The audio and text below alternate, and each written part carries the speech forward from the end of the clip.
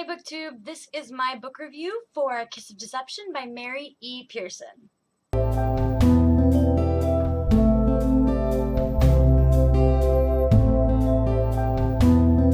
do need to say that I rented this from the library. I did not buy it, I did not get it for review, but I absolutely enjoyed this book. The first part of this video is going to be spoiler free, and then the second half of the video I'm just going to do a non-spoiler free discussion of certain things that I thought about the plot line and such things like that. And I will let you know when that happens. So first off, this book is about a princess, and her name is Leah, and she is the princess of a kingdom called Morrigan. And Morrigan has set up a marriage proposal between Leah and the prince of a neighboring kingdom, which is called Dalbrek. And what happens is the book starts off on the morning of Leah's wedding day, and we soon find out that she has no intentions of going through with her arranged marriage whatsoever. She does not believe that she should have to marry somebody that she has never met and someone that she does not love just because her father, the king, tells her to. So what does she do? She runs away, and she runs away to a small fishing village. Sorry, I'm just checking the map here that's on the inside of this book because I'm so bad at remembering names of places. So she runs away with one of her ladies-in-waiting, I guess you could say, to a small fishing village called Taravan. Soon after Leah runs away from her arranged marriage in the book, you find out a couple chapters later that portions of the book are also from the perspective of the Prince of Dalbrek. And basically, he finds her so fascinating about doing something that he wanted to do as well. He also did not want to get married to someone that he did not know or love, but he was going to do it anyway for the sake of his country. Because Leah did that, and he was afraid of doing that himself, he found her so fascinating that he wanted to go and find her. The book is also from a third person's perspective, who we only know as the assassin, and the assassin is sent by Leah's father to kill her because she has basically committed treason.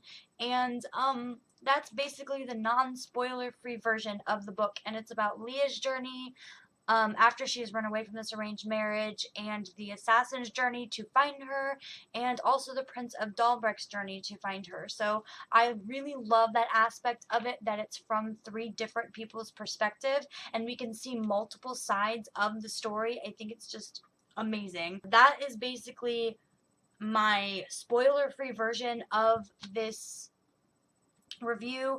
I loved the book series. The characters were amazing and independent and vibrant, and were able to make their own decisions regardless of the pressures they had on themselves from other people. But all in all, the plot of the book was great, and I definitely cannot wait for the second book to come out. This is supposed to be a trilogy.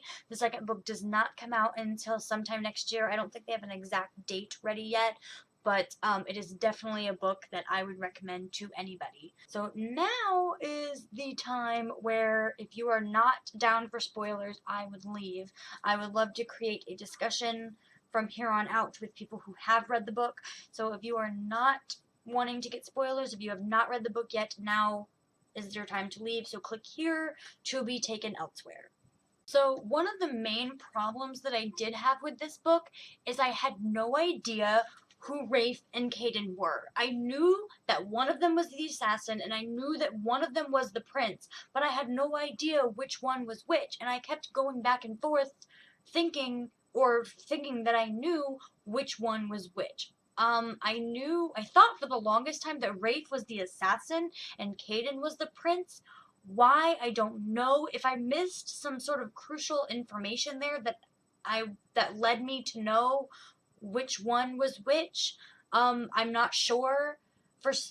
I don't know. Or if it was Mary E. Pearson's goal for us to not know who was who. I think that I get why she might have done it, but I don't think that it was accomplished the way that she wanted it to be accomplished. I enjoyed the book as a whole, but there were some things like that that just didn't add up for me. And maybe she wanted me to guess the entire book who was who. It was basically not until the very, very end that we find out, you know, Caden is this person and Rafe is this person. I won't tell you who it is, just in case, you know, you are one of those people who stayed for the spoilers. But you have to read the book and find out. But I did not like that. I also didn't like that you can tell, I mean, I cannot take this part off to show you the whole map because this is a library book, but the way when Leah travels from Taravan all the way over here to, where is it called? The Kingdom of Venda, across the Great River, right here in this section. The time spent traveling just didn't make sense to me. She traveled for like 2 weeks or something to get to the City of Dark Magic, and then, which is like right here, like only a third of the way, and then she only traveled for another week or something like that to get the rest of the way. So just the map didn't make sense to me. I don't know, maybe it was the way that it was written, or I'm not sure.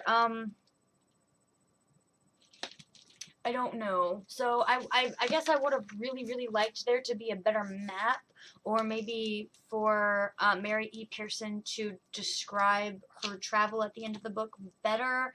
I'm not sure. Some things that I really liked about the book is the fact that this is a young adult book, but it left some of those crucial fantasy aspects in, like the brutality of some of the people, some of the characters who died in this book.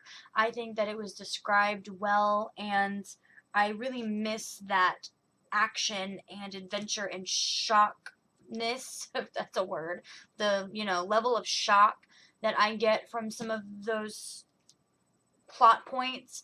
I missed that in some young adult books, and I think that this added it in very well, but it wasn't overplayed or, you know, underplayed either. Overall, I guess, just to make this short and sweet, I really enjoyed the book. Mary E. Pearson did an amazing job, and I am going to be, you know, dying waiting for the next book to come out next year. If you guys have not read The Kiss of Deception, I would definitely go and get a copy. Another thing is that the cover, and I wish that I could do it. Oh, there you go. That's a good. The cover is beautiful. It's just beautiful, and it's like textured right here. It's a. I wish I could touch it, but I can't because it's a library book. But anyway, yeah. So I love the cover. I love the book even more. If you have not picked this up, I definitely recommend it to anybody who likes fantasy, young adult novels, anything like that. It's a very good book. So thank you guys so much for coming to see my book review of Kiss of Deception by Mary E. Pearson, and I look forward to seeing you guys next time. Bye!